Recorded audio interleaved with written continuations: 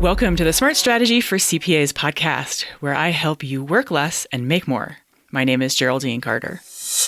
Today we're talking about how to create a different future for yourself, even if you're believing strongly in what is or isn't possible in your current reality. Here today to talk with me about this challenge is my guest, Gaisie. Gaisie is an ex-CPA turned coach who works with women who want to leave their six-figure job without sacrificing their lifestyle. Cara, welcome to the Smart Strategy for CPAs podcast. Thank you, Geraldine. It's so good to be here with you and with every CPA who's going to listen to this podcast. I miss my CPAs so much. So to be in this world, even if it's just for a quick bit of time, is my pleasure. So thank you for inviting me and having me. Oh, good. Awesome. Well, I'm looking forward to our conversation. Yes. So let's set the stage here with a quick intro. Give listeners a sense of how you work with people now and what you did before and what fomented that transition and the desire to do something different.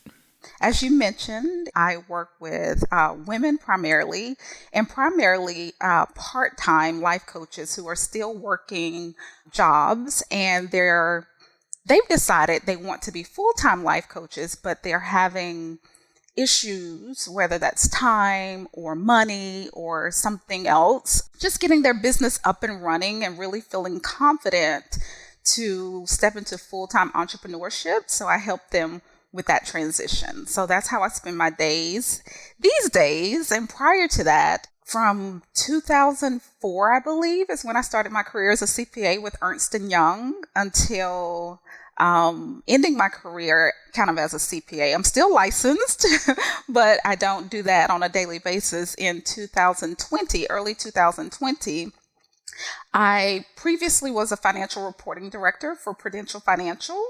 And then prior to that, I worked for Ernst & Young. So really worked at Fortune 100 companies, those big teams, and decided that I wanted to have more time freedom and more financial freedom, so to speak. I wanted unlimited earning potential, which I'm sure a lot of your listeners can relate to that, being CPAs and entrepreneurs, is that there's unlimited earning potential when you work for yourself and you can create income pretty much on demand. So that was really exciting to me. And I spend my days the way that I want to, creating the value that I want to. So that was really appealing.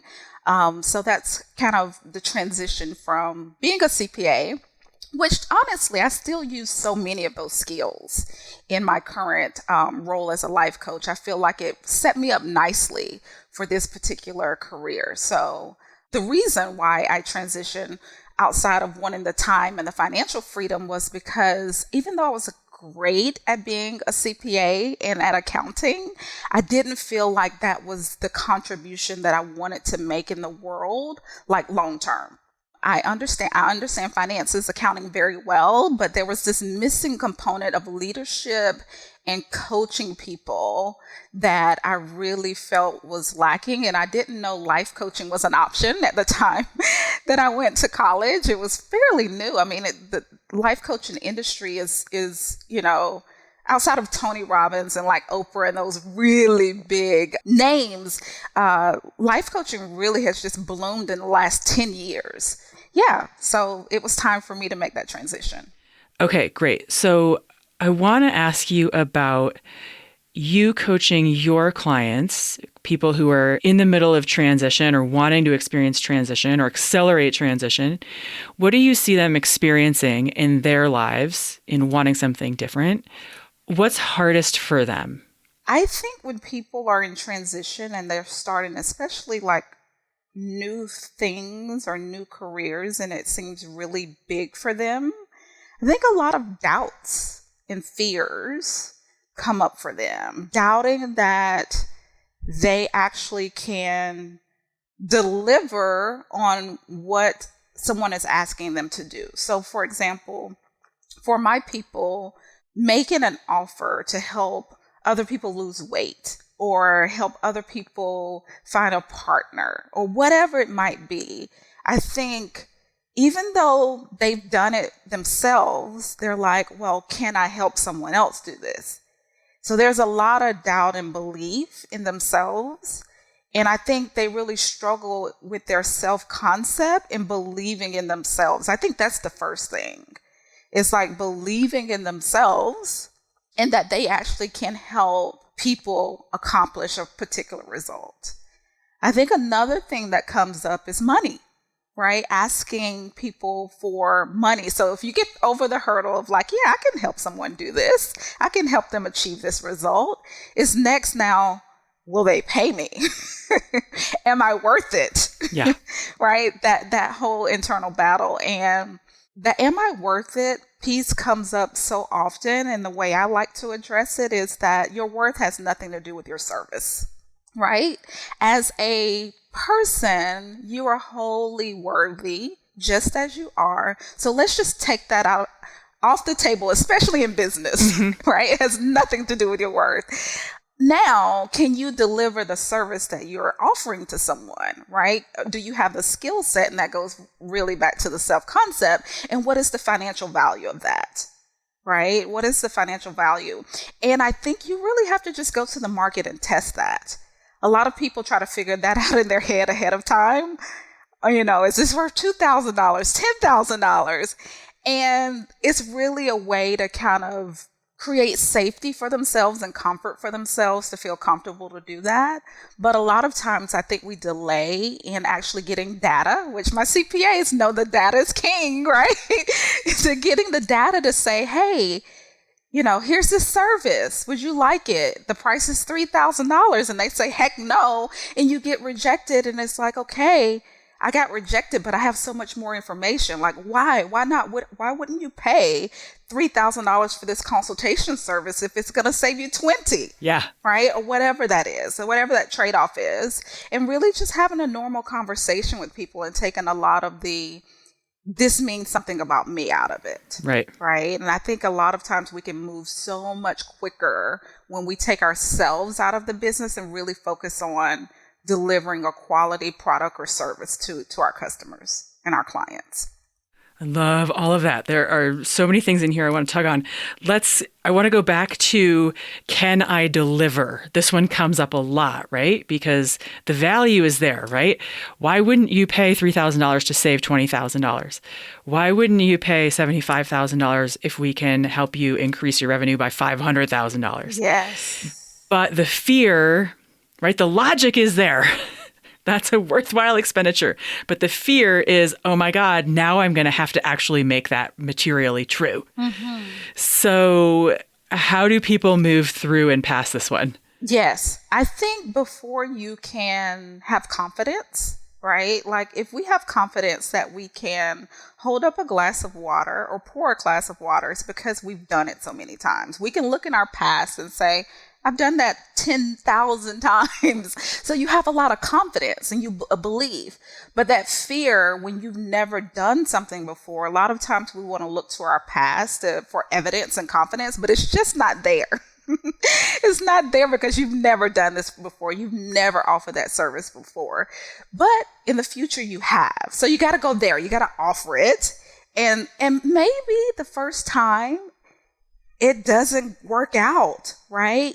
The first time, but again, it goes back to that concept of you learn by failing, by trying it. And maybe the first time it does work out. It happens, you're able to deliver the service and it's like, yes, I did it.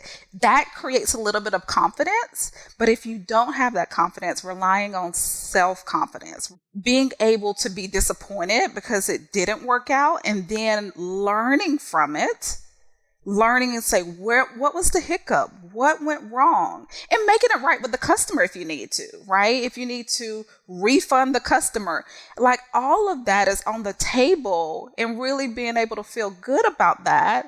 And maybe you offer a guarantee or something like, hey, if I don't get this result for you, then you get your money back, right? Whatever you need to do until you're at a place where you feel confident and you have the demand to continue to offer that service over and over and over again. In the beginning, maybe you take the financial risk off for the customer and put it on yourself, right?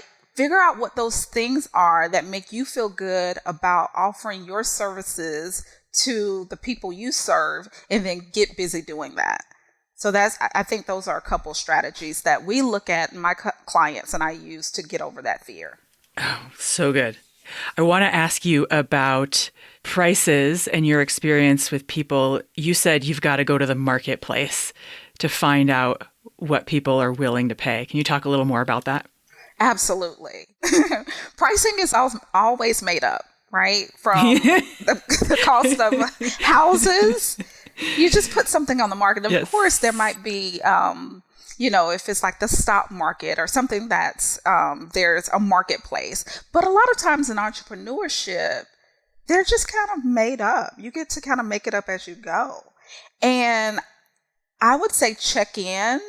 And this is one of the times where you can kind of use your right brain instead of your left brain, right? I think, especially as a CPAs, we're so used to logic and analytical and, reasoning and different things like that with our left brain, but really checking in with, how does this feel? Does it feel right to me to take this price into the market? Do I really believe that, do I really feel solid on the value that I'm offering? Mm-hmm.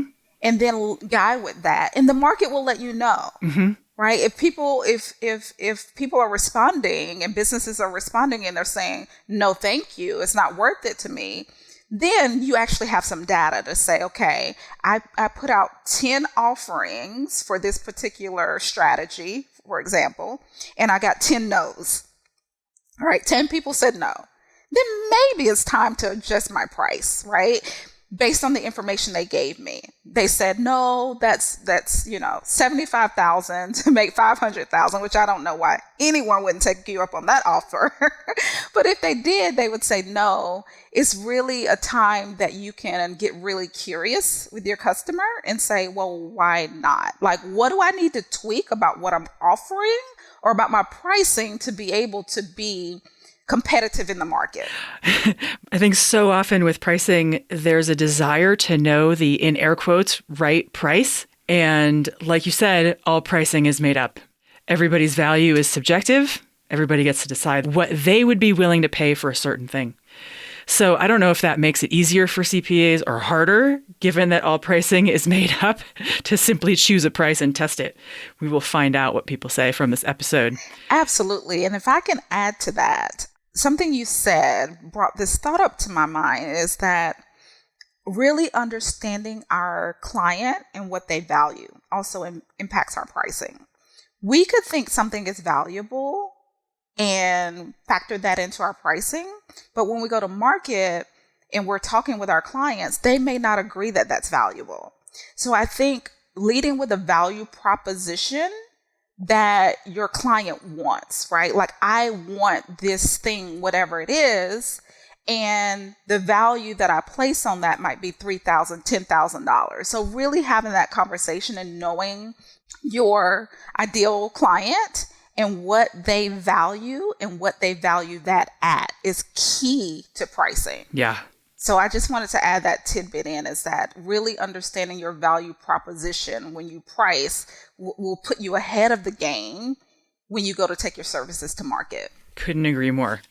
Your prices always fall out of your value. Absolutely. So let's talk about self-confidence. You mentioned that in there. How can people improve their self-confidence when they haven't really done the thing before and they don't have evidence to believe that they can? I think number one advice I would give, just expect not to like it, which is failing and being willing to fail. I think a lot of times, being born in the U.S. and raised here, and the school systems we're raised in, we're taught to get an A, right? To go to school, do your best, get an A, and we're rewarded for that. And I think entrepreneurship, which your listeners probably know, is that sometimes you fail, right? In the first couple times, failing, which, I define as you have an expectation that you didn't meet, right? You expected to sign a client, the client said no, right? That's failing with respect to that offer you made. So being willing to do that, and the quicker you can recover from that, of course you're going to be disappointed. Of course you're going to want that client to sign. You're going to want the money. You're going to want to serve your people. But the quicker you can learn and not make it about you and recover from that and make that next offer, then the next offer, I think that's what improves self-confidence. And then also keeping a high self-concept during that process, right? Just because people are saying no, I think sometimes it's easy for us to say, well, that means something about me. Being able to still say, I'm the best person in the market for this service, right? And even if it doesn't appear that I am, I'm working hard to be. I think really keeping a high self-concept, being willing to be rejected, being willing to fail, and learn from that without it mean anything about you, and then doing it over and over and over again. That's what builds self-confidence. It's a muscle, just like we do anything, just like working out or running or any other habitual thing that you do in your life. The first time, you're not the best, but you get good at the process of making offers and failing and learning, right? And when you develop that skill set, that's what puts your business on fire, I think, as far as creating revenue and doing the work that you really want to do. Yeah, I love that. It's like you've got to build up your tolerance for screwing up. Yes. And then being willing to choose that experience again and again. Yes. Until you figure out what actually does work. Absolutely. And I think it's easier said than done, right? That's one of those things that, it sounds like logically, it's like, yeah, that makes sense. But you get in the process and you start feeling those emotions and those vibrations in your body that it feels awful. It feels terrible. I think I'm going to be sick to my stomach. Yes. It's like, and you want me to do this again? And most people don't. Those are the people that don't end up not, succeeding and not hitting their revenue goals. But if you lean into that skill, right, it's worth it. It's worth all the pain. Yeah, it is. So I want to talk about your clients and what you observe in terms of, them making the transition from what they have as a stable career into, for them, it's life coaching. And the fact that you have a thriving business around helping solve this problem for people says that it is a painful and expensive problem. Your business wouldn't be a thing if they could just do it themselves.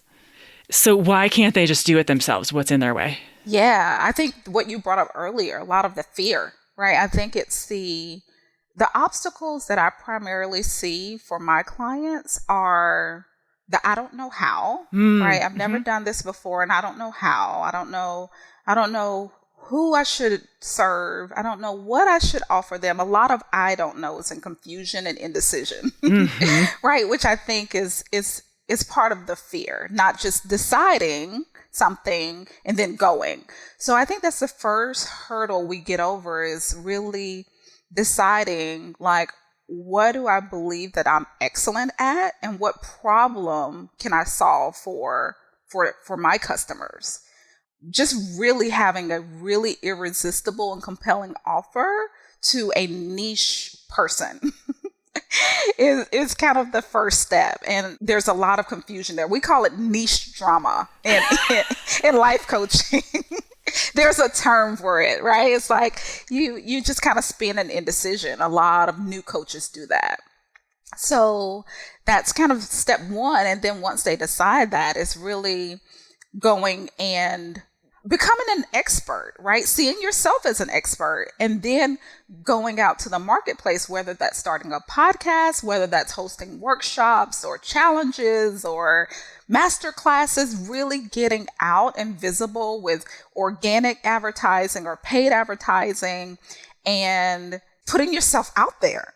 And that, I think, is obstacle number 2, is the disbelief in themselves and what they have to offer and what their process is and how they help people, really helping them get a solid understanding of how they help people, the process that they take people through from when they come in the door to when they leave, what is the result and what is the process? And once we get that down, it's really just doing that over and over and over again until you scale your business, right? Until you have a high demand for your service. And I think a lot of people give up during that process because of time. That's one of the obstacles. They're still working full-time jobs a lot of times. And they're like, well, I'm burning out doing this on the nights and weekends. Like time is an obstacle for them. So we kind of look at structuring their time and how to honor their time and where they really value spending their time. So we kind of work on that. So the fear and the time obstacle and the belief obstacle really is what I help clients get over, so that they can move forward. Just taking baby steps a lot of times, just creating that safety for yourself to take baby steps and get some momentum. There's so much in there. I think my favorite phrase in there is, what do I believe I'm excellent at?